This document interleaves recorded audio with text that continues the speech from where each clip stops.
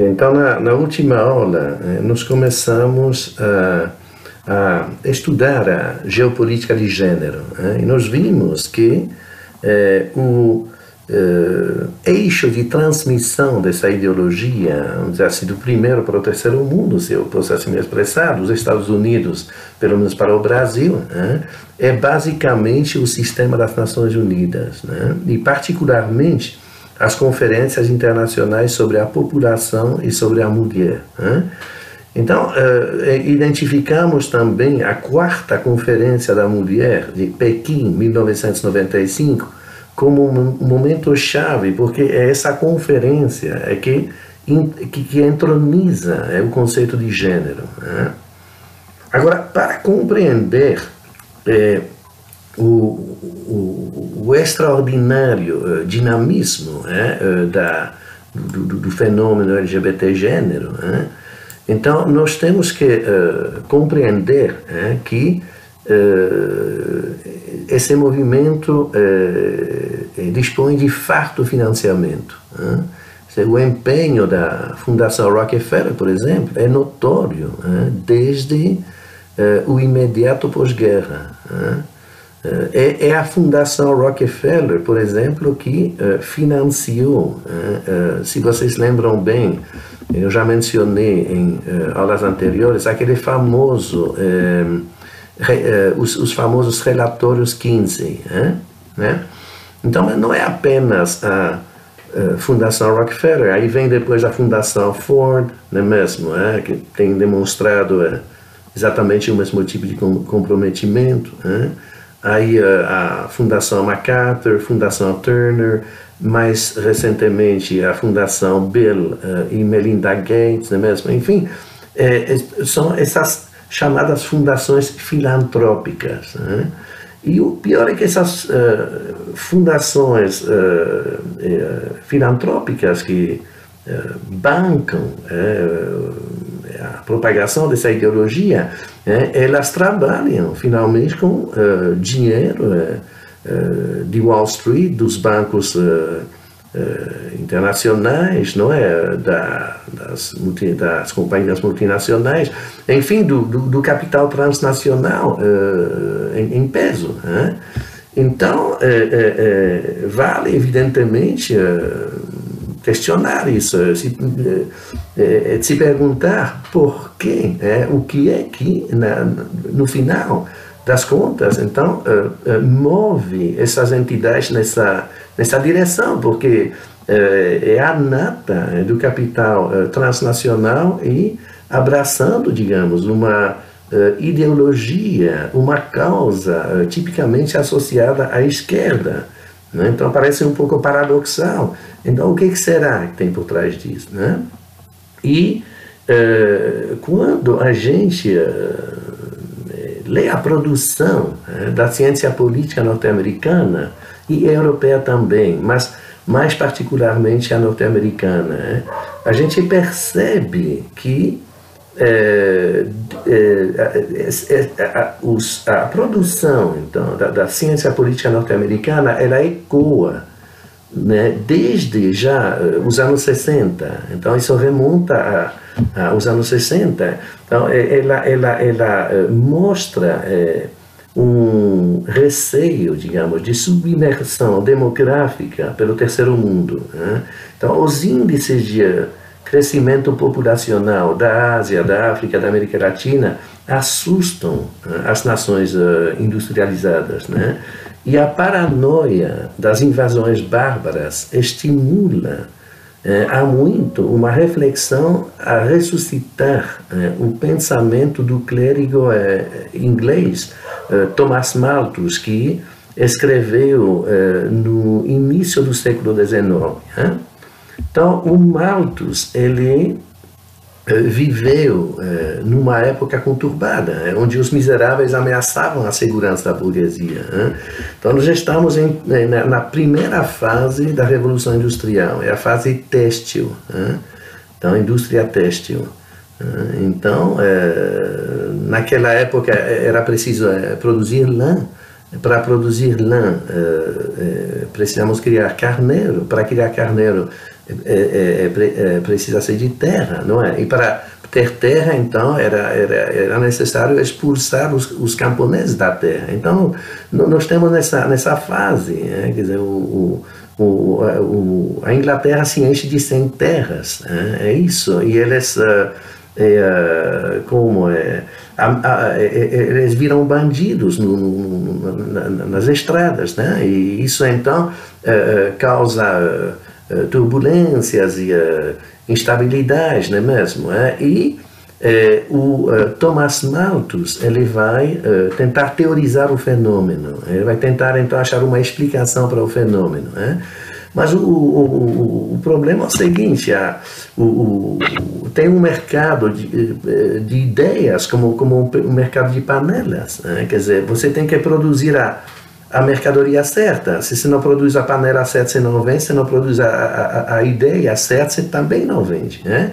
Então, a burguesia, naquela época, ela meio que queria comprar uma boa consciência, né? Quer dizer, a classe está no poder, então está passando por todo esse tumulto e ela, talvez, então, percebe que ela é causa disso, mas ela precisa comprar uma boa consciência. Então o Malthus, ele não pode botar a culpa na burguesia, senão ele não vai vender seu livro, não vai vender suas ideias, ele tem que achar outro culpado.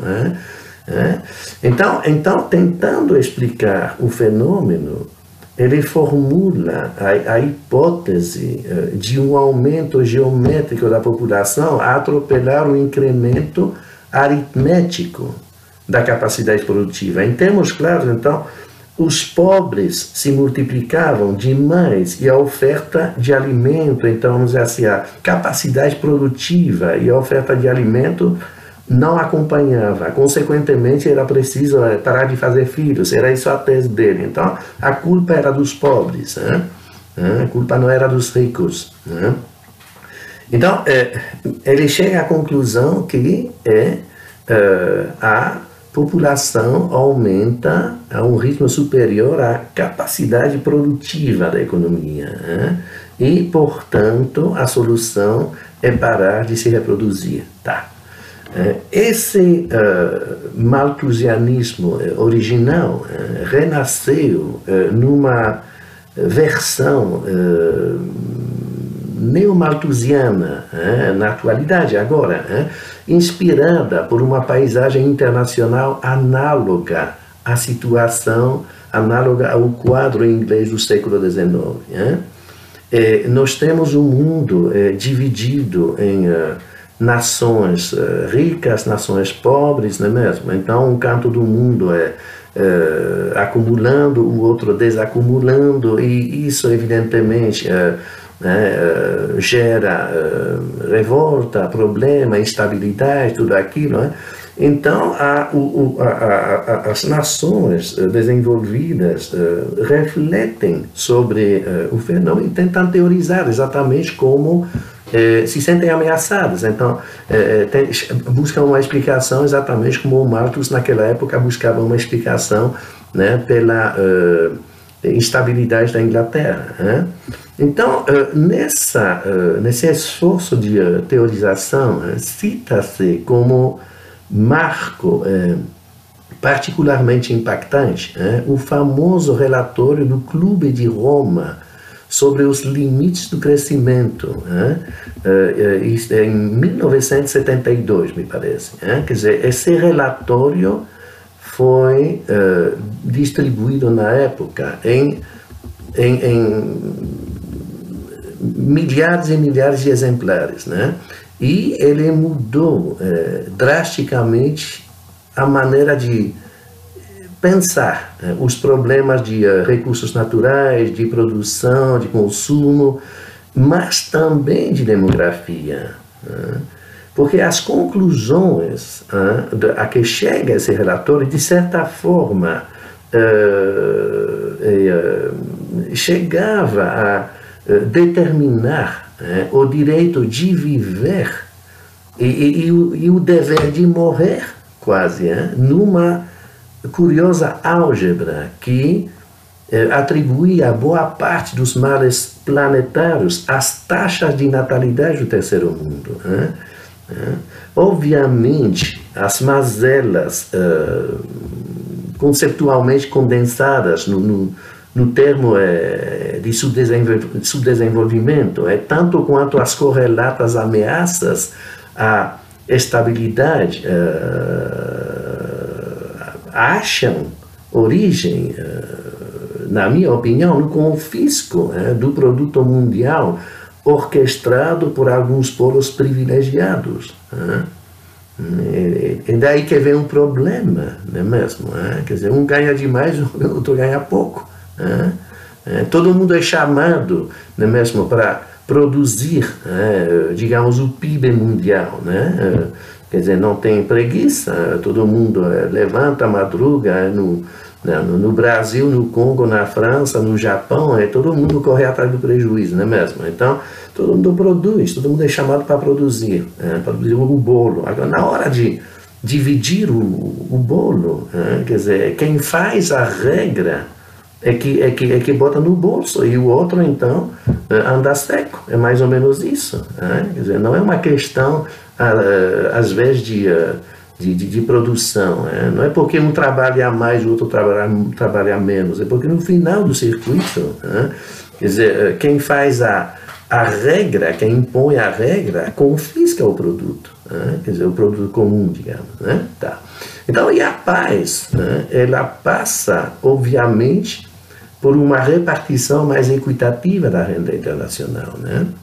Agora, não podendo comprar essa razão, os países ricos argumentam que falta o que comer porque a parte pobre é que insiste em se reproduzir. Então, é naturalmente o que Wall Street quer ouvir, porque permite evitar a crucial revisão do jogo econômico internacional. E essa ideia meio simplória, na minha opinião, erguida em ciência, é que formata hoje a política demográfica de aplicação periférica. Então é interessante notar que os programas de planejamento familiar, por exemplo, alcançam o Brasil no início dos anos 70 via Banco Mundial e instituições então congêneres, não é mesmo? Então é isso. Agora, não que se deva fazer filhos às cegas, tudo bem, mas impressiona ver que o Sul chega a essa conclusão quando o quer o Norte. Quer dizer, nós chegamos a essa conclusão quando interessa para as nações ricas, não é mesmo? Agora, não há, evidentemente, como negar um certo senso prático nessa teoria, porque, na realidade, quem não existe também não come nem briga. É isso. Naquela época havia muita inquietação, era a época da Guerra Fria, era a época do Vietnã, de Che Guevara, das lutas anticoloniais, né? Então, como era tempo de Guerra Fria, a União Soviética ela aproveitava a miséria das periferias para insuflar a revolução no quintal americano, e Washington simplesmente não conseguia segurar as pontas, né? Quer dizer, havia guerrilha pipocando por todo canto, não é mesmo? Havia então juventude de sobra para pegarem armas, né? Então botaram na cabeça que a superpopulação era a causa do caos, né? E a tese, como diz, denota um certo, eu não vou dizer de bom senso, mas um senso prático, pelo menos, né? Porque,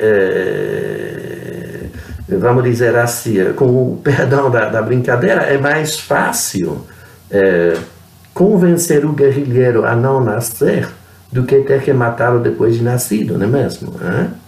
Bom, então, de qualquer forma, constata-se, a partir daí, um amplo consenso antinatalista.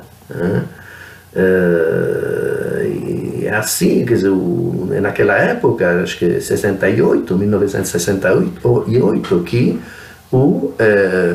que sai o emblemático livro do biólogo ou demógrafo, esqueci, Paul Ehrlich, sob o título de The Population Bomb, ou seja, a bomba populacional. E esse livro, ele advogava a redução de fertilidade, comparando, inclusive, a multiplicação dos seres humanos à metástase no câncer e sugerindo o uso de esterilizantes nos reservatórios de água das grandes cidades. Então, ele chegava até esse ponto, colocar esterilizantes nos reservatórios de água, quer dizer, é uma proposta extrema, mas então nós temos isso no fim dos anos 60, nós temos esse tipo de proposta, quer dizer, a academia então chega a produzir esse tipo de proposta. Agora, a Fundação Rockefeller não fica, evidentemente, fora da tendência, pelo contrário, ela assume um papel vanguardista, digamos, né? E em 1952, ela cria uma entidade chamada de Conselho Populacional, quer dizer, uma organização mundialmente engajada na contracepção. Foi também um dos principais agentes financeiros das campanhas pelos direitos sexuais e reprodutivos, não é mesmo? Então, que eu saiba, pelo menos eu não vi isso nas minhas pesquisas, que eu saiba, o Conselho Populacional nunca tomou abertamente a defesa do aborto de conveniência, do aborto a pedido, não é mesmo? Mas a cultura que ela alavanca, inevitavelmente desemboca nisso, não é mesmo? Então, o Conselho Populacional e também então, as demais fundações filantrópicas que eu acabo de citar, né, vamos dizer, tem todas uma atuação então parecida ao Conselho Populacional, e elas bancam com orgulho, eu diria, o colapso da família, porque francamente é isso, é isso sustentando uma multidão de ONGs que compartilham mais ou menos a mesma doutrina. Então, entre essas ONGs, a Federação Internacional para a Parentalidade Planejada, ou seja, a Planned Parenthood, chama particularmente a atenção pelo papel de articulação global que ela tem entre governos, ONU, doadores públicos, doadores privados, não é mesmo? Então, de acordo com a definição Wikipedia, a Planned Parenthood deixa eu ver aqui, é uma organização não governamental global voltada para a promoção dos direitos sexuais e reprodutivos e a defesa da livre escolha em planejamento familiar. E aí continua, ela tem, diz a Wikipédia, 149 afiliadas e trabalha em 189 países. Tá. Então, é uma organização pluritentacular, quer dizer, ela atua basicamente no mundo inteiro, praticamente, veiculando suas ideias em cooperação com uma constelação de entidades afins e órgãos governamentais também, Tá. Então, digamos que a Planned Parenthood é central nesse universo. Ela é central, nessa mecânica toda de propagação dos chamados direitos sexuais e reprodutivos. quando vocês ouvem falar, inclusive, em direitos sexuais e reprodutivos, pensem em aborto, né? Porque é nisso que a coisa desemboca, né? Então, é interessante entender o envolvimento da Planned Parenthood na Conferência sobre a População do Cairo de 1994, né? Porque eu falei para vocês que o momento-chave é a Conferência de Pequim, quarta Conferência da Mulher de Pequim, em 1995. Né? Porque, repito, é em Pequim 95 que o conceito de gênero é entronizado, né? No plano da ONU, pelo menos. Então, mas só que há alguns momentos preparatórios, né? E, notadamente, a Conferência do Cairo sobre a População de 1994. Então, vamos para essa Conferência do Cairo, né? E ela é particularmente interessante porque esse momento registra o termo gênero, gender, num documento oficial das Nações Unidas, numa época em que ninguém, talvez um pequeno círculo de iniciados, mas ninguém entendia as implicações do conceito, né? Naquela época todo mundo achou que era sinônimo de sexo, né? Então passou batido, né? Agora, saber quem abriu as portas é fundamental, né? Porque indica quem realmente direciona as decisões da ONU, né?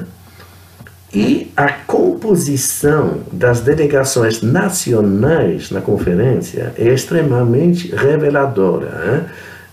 Porque vamos dizer assim, cada estado mantém uma delegação diplomática na conferência. Então, a composição dessas delegações, né, se a gente entende isso, isso permite identificar os atores que se escondem por trás dos estados, né? Então, espanta nesse sentido reencontrar os dirigentes da Planned Parenthood em peso a representar os países membros numa negociação internacional, entre aspas, que, pautando-se pelo sentido primeiro do adjetivo, né? Quer dizer, internacional, o público associa espontaneamente uma negociação entre nações. É isso que significa internacional, não é mesmo? Né? Ora, 128 ex-membros da Planned Parenthood integravam as delegações nacionais, né? E formando assim um bloco coeso que garantia uma maioria quase automática, né? Quer dizer, eles ganhavam o voto quase que automaticamente, não é mesmo? Né?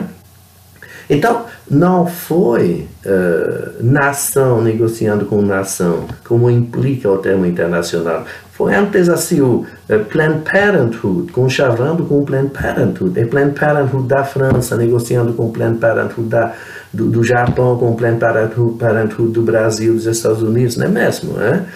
Então, isso isso é um padrão nessas conferências. Então, a ONU vira a sombra de uma ONG. Né? Quem manda, então, na ONU é a ONG em questão, não é mesmo? Né? Quer dizer, eles controlam a mecânica decisória. Né? Então, a ONU vira a sombra da ONG, a ONG, então, manda na ONU, mas quem manda na ONG são as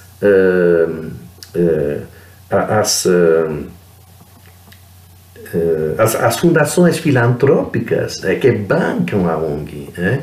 E quem manda nas fundações filantrópicas, se você quer saber, são os bancos e o capital transnacional que aí coloca dinheiro, não é mesmo? Então, no final das contas, a ONU ela é controlada, né, pelo capital transnacional, é um pouco isso, né?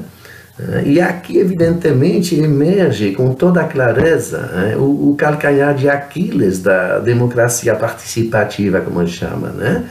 Porque os Estados, respondendo às cobranças do discurso politicamente correto, os Estados eles costumam abdicar de funções tradicionalmente estatais. Então, eles abdicam das suas funções em favor de entidades supostamente representativas da sociedade civil organizada. É assim que se fala.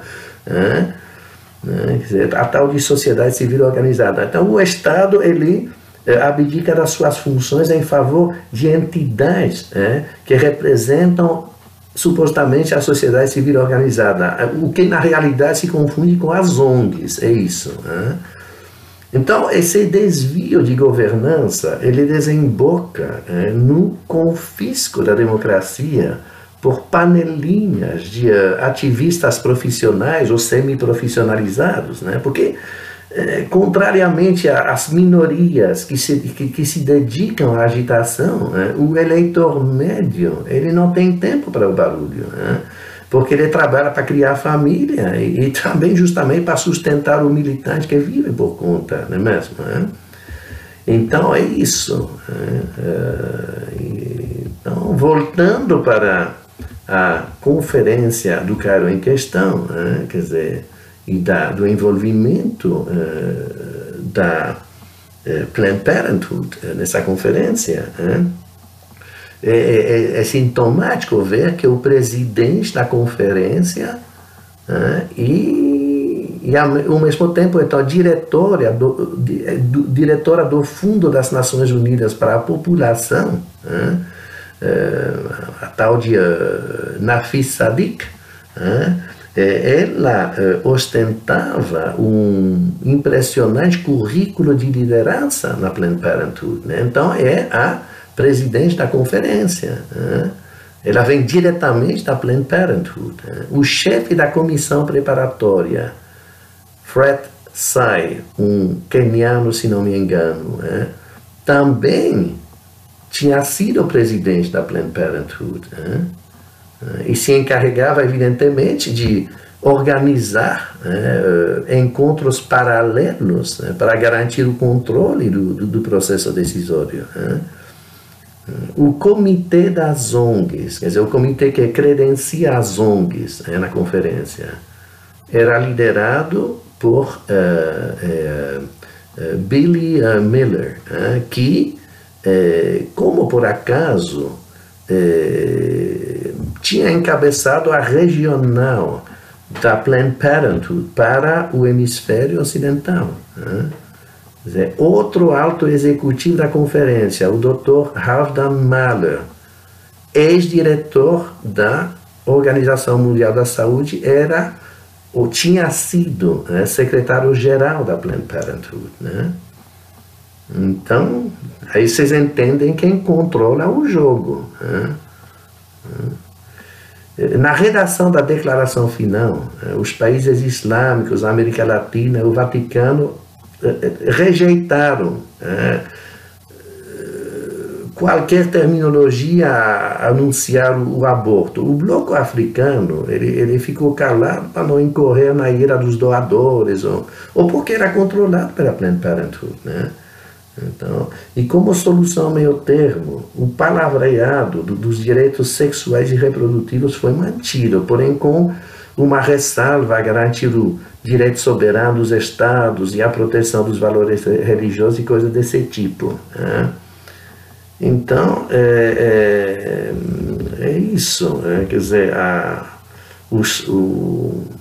o mundo tenta reagir, mas, não mas é realmente a ONG que controla a decisão.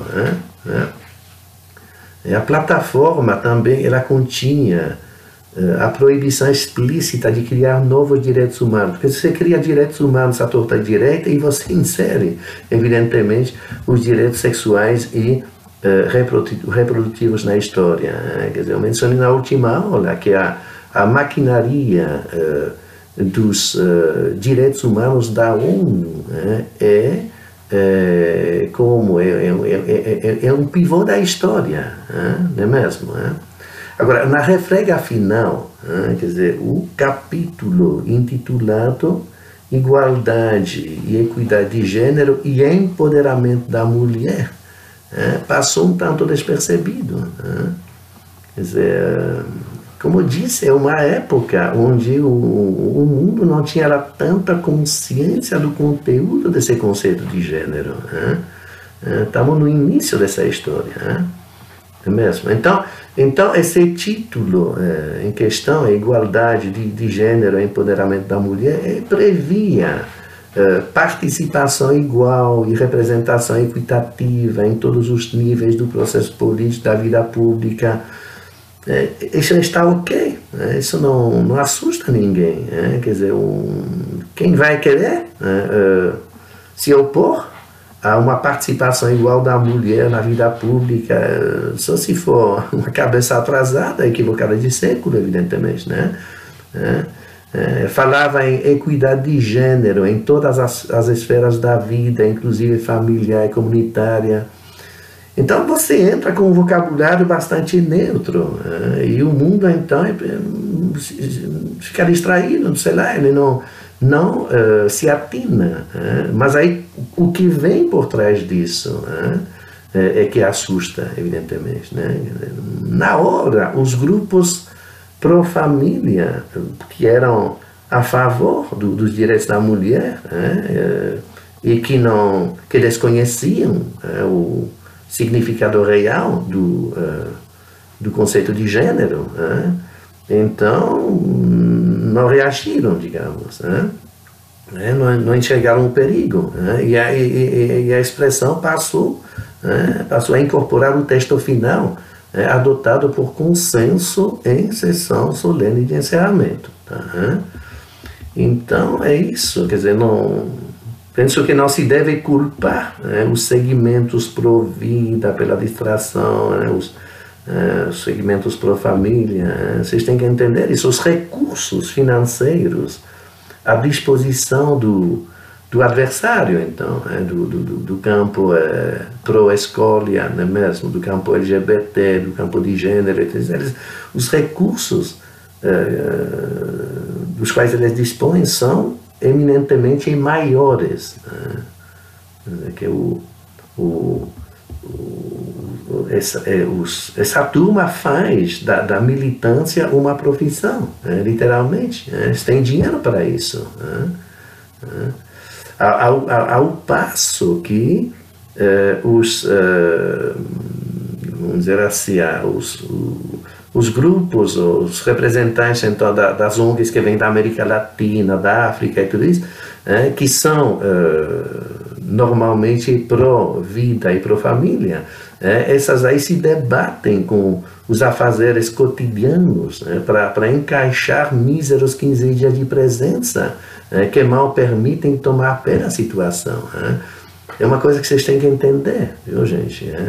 Quer dizer, bom, eu sou da Bélgica e nós éramos 5 irmãos. Meus irmãos ficaram na Bélgica, eles sempre viveram muito bem de um emprego, não teve que correr atrás de outra coisa. Eu via amarrar minha mula no Brasil, então sempre tive 2 empregos, quer dizer, um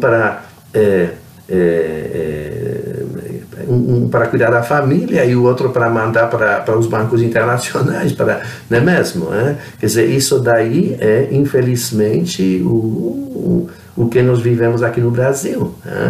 Então, quem vive essa situação não tem tempo realmente para se profissionalizar na militância. É complicado. É complicado. Me ocorre aqui estou lembrando aqui do meu amigo Jean-Louis, quer dizer, um amigo de infância lá na Bélgica.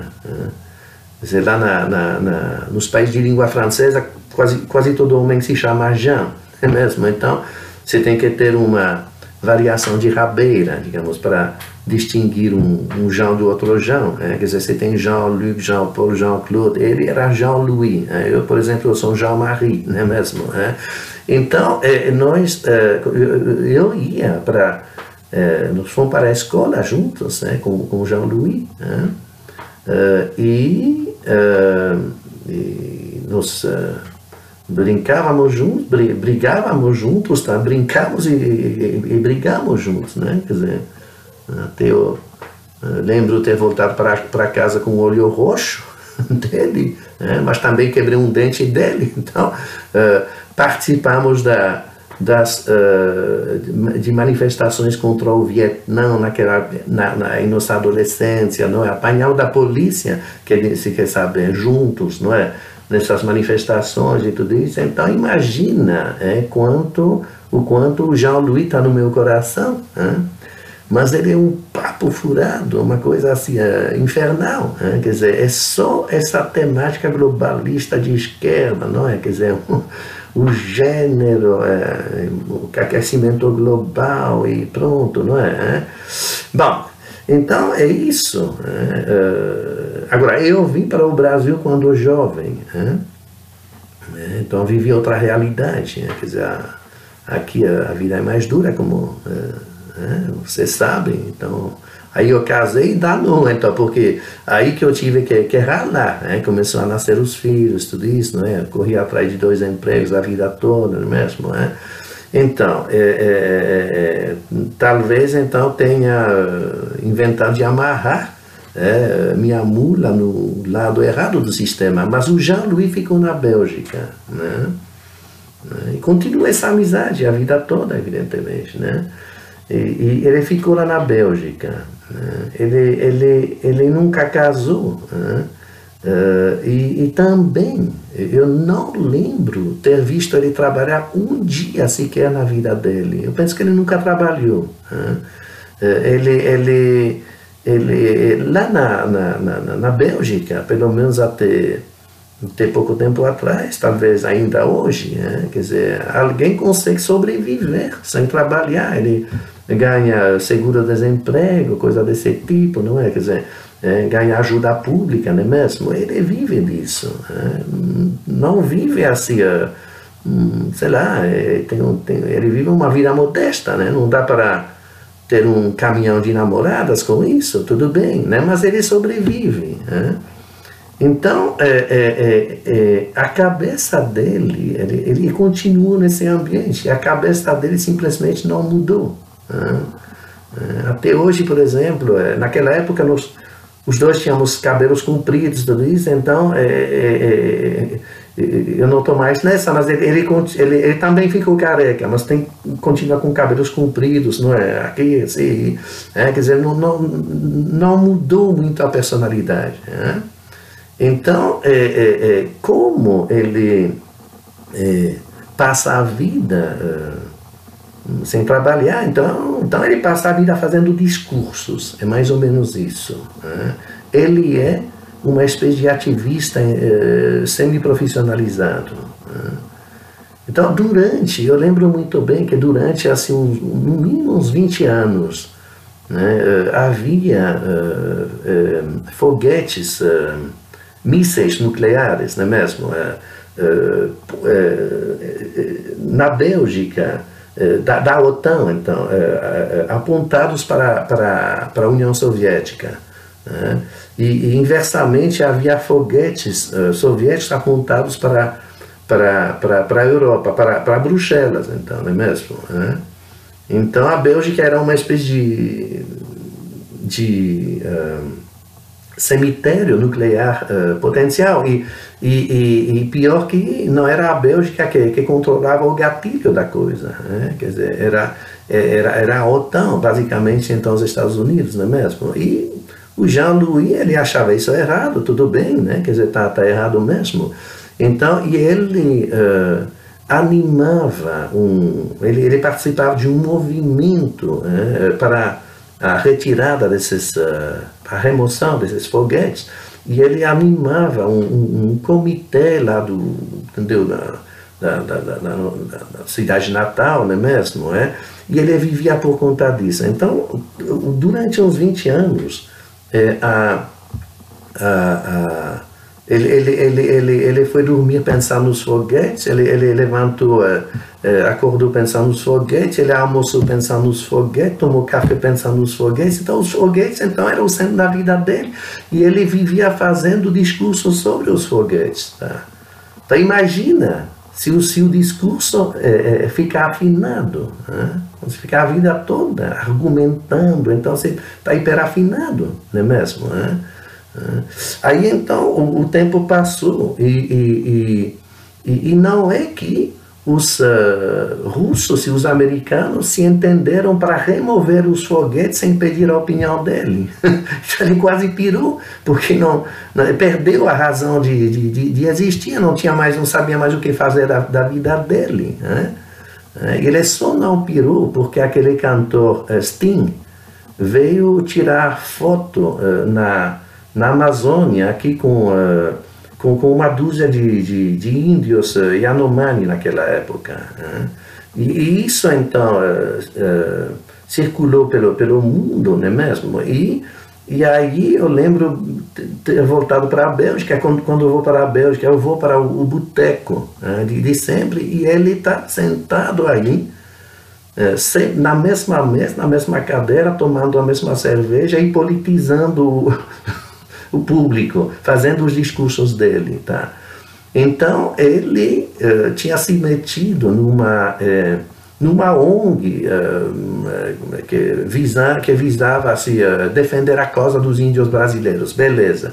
Aí isso passou, ele se meteu numa ONG que lutava contra o apartheid também acabou, entendeu?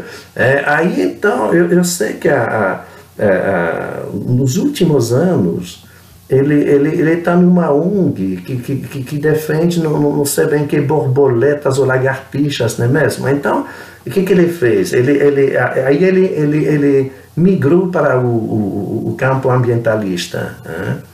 Bom, eu estou contando isso para vocês entenderem que o que ele fez a vida toda ele não fez outra coisa do que discursos.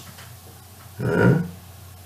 Agora, se você faz discurso a vida toda, você é craque em discurso. Nós não temos essa oportunidade aqui no Brasil de ficar por conta de treinar o discurso, não é? Não funciona, não é mesmo? Nós temos que sair de casa de madrugada para correr atrás do prejuízo, não é mesmo? Então, as pessoas que participam das conferências internacionais, as pessoas então que vêm daqueles países centrais, que participam das conferências internacionais, são um pouco uma versão melhorada do Jean-Louis. É gente que tem bolsas de estudo para fazer um mestrado, um doutorado, não é mesmo? Que se especializam no discurso. Então, que tem um grande poder de persuasão, digamos. E eles ganham de gente que vem vamos dizer assim, as craques mesmo, as feministas craques, por exemplo, são aquelas que vêm da Suécia, do Canadá, não são aquelas que vêm da Zâmbia, do Congo, do Peru, não é mesmo? Eu não estou botando a culpa em ninguém, eu falo que as circunstâncias, o contexto faz com que o primeiro mundo consiga chegar com um discurso muito mais afinado, ele já sai ganhando da coisa, não é mesmo? Saem ganhando e essa ideologia, se você quer saber, é produto exclusivo do primeiro mundo. América Latina, África e tudo isso não tem espontaneamente para esse lado, porque eles têm coisas mais, mais básicas para pensar, não é mesmo? Então é isso, na guerra das ideias, eles são mais equipados, digamos. Bom, mas voltando para a Conferência do Cairo,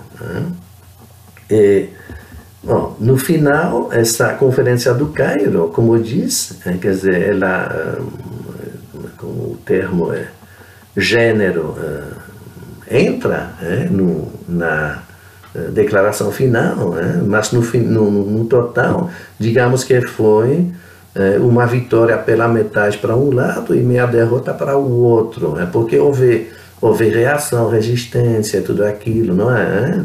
Houve então reservas, né? Mas as feministas queriam ganhar 100%, e elas saíram marcando a revanche para a Conferência de Pequim no ano subsequente, tá?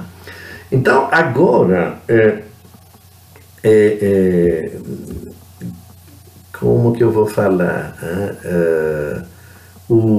Voltando só um pouco para trás, para o neomalthusianismo, quer dizer, a ideia que eu passei para vocês é que o primeiro mundo, ele secretou e financiou, digamos, a visão de gênero em resposta à explosão demográfica do terceiro mundo, pelo menos em grande parte foi isso.